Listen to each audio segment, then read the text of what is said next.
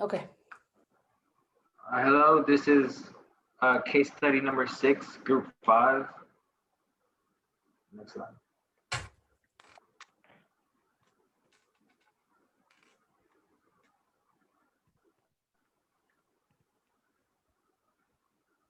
All right, this is a general overview. First, we're going to introduce ourselves, then we're going to go over the basis of reimbursement, scenario A, scenario B, and then a brief overview.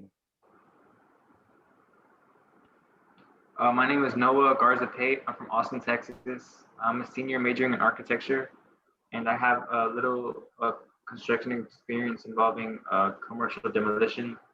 And Mark isn't here today. He's in the field right now. So yeah. Okay. Hello, my name is Alma. I'm from Houston. I'm a senior majoring in construction science, and I have some experience as an engineer in heavy civil. Hey, my name is Jesus Reyna. I'm from Austin, Texas, senior construction science major, and I've been a licensed plumber for 2 years now.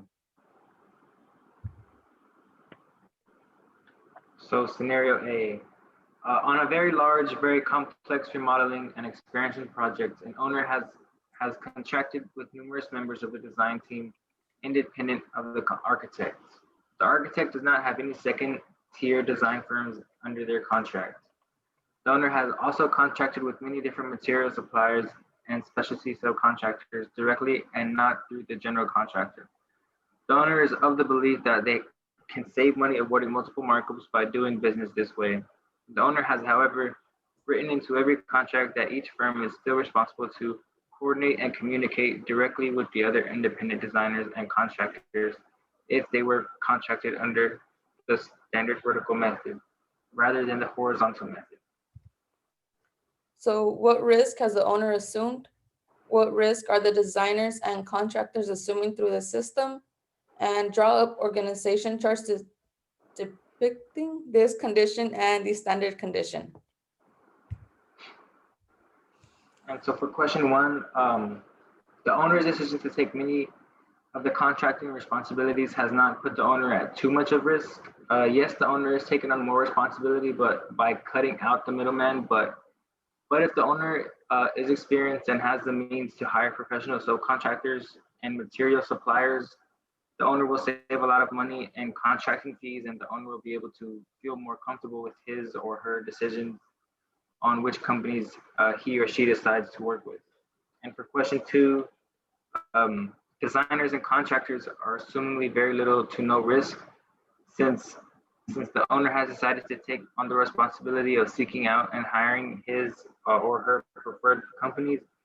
The designers and contractors are not responsible for hiring certain trades to help with the completion of the project. The designers and contractors will be responsible for coordinating the hired help. Because the designers and contractors are not responsible for the companies being brought onto the project, they cannot be expected to take full responsibility for the type of work being produced by the companies that are hired by the owner.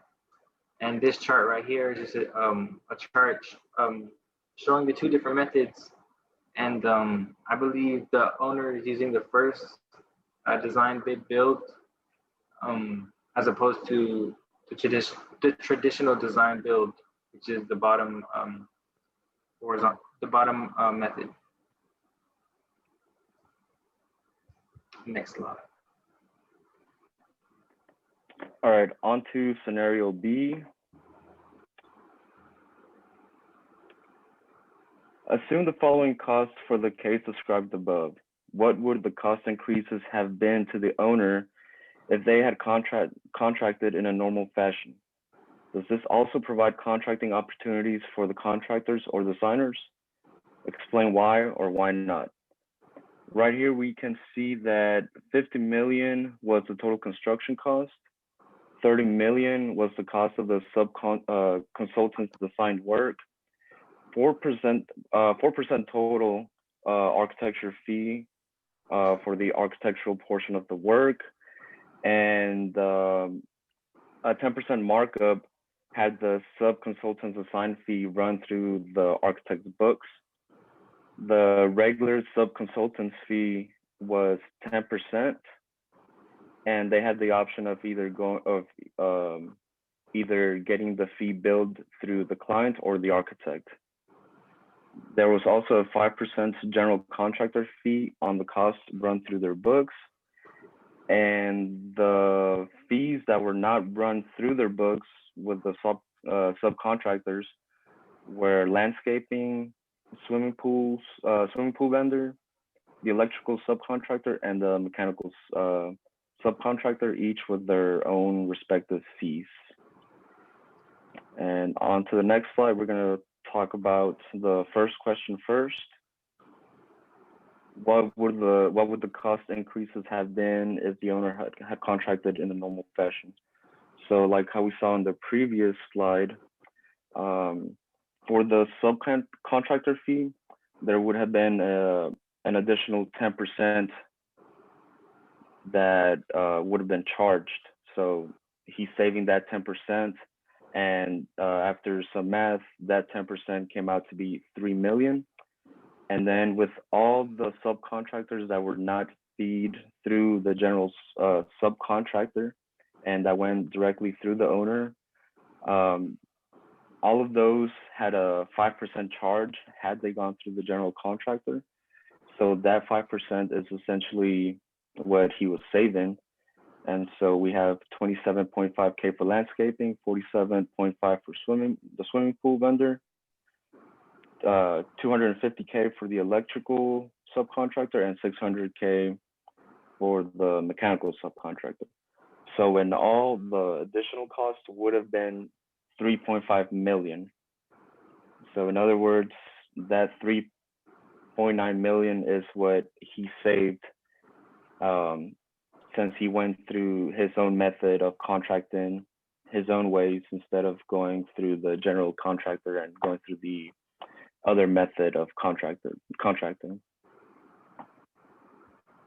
Okay, so for the second part of scenario B, does this also provide contracting opportunities for the contractors or designers?